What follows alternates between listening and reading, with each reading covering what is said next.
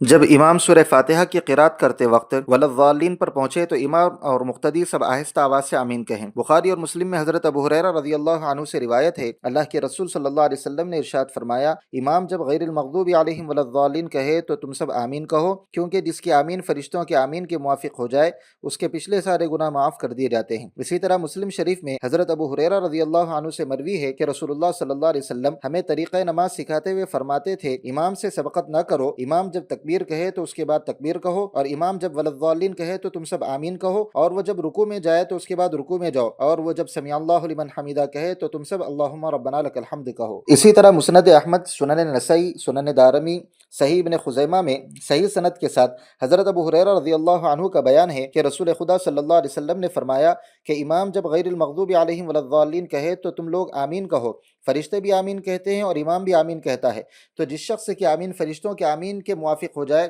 اس کے پچھلے سارے گناہ معاف کر دیے جاتے ہیں۔ ان مذکورہ احادیث سے یہی بات معلوم ہوتی ہے کہ امام بلند آواز سے آمین نہیں کہتا، کیونکہ اگر وہ بلند آواز سے آمین کہتا تو حضور صلی اللہ علیہ وسلم مقتدیوں کے آمین کہنے کو امام کے ولضالین کہنے پر معلق نہ فرماتے۔ اس سے پتہ یہ چلا کہ حضور صلی اللہ علیہ وسلم بھی آمین آہستہ ہی فرمایا کرتے تھے۔ ایسے ہی ترمذی شریف میں حضرت وائل بن حجر رضی اللہ عنہ سے مروی ہے کہ انہوں نے اللہ کے نبی صلی اللہ علیہ وسلم کے ساتھ نماز پڑھی، اور جب آپ صلی اللہ علیہ وسلم غیر المغضوب علیہم ولضالین پر پہنچے تو آپ نے آمین کہا اور اس میں اپنی آواز کو پست کیا۔ پتہ یہ چلا کہ آمین آہستہ آواز سے کہی جائے گی۔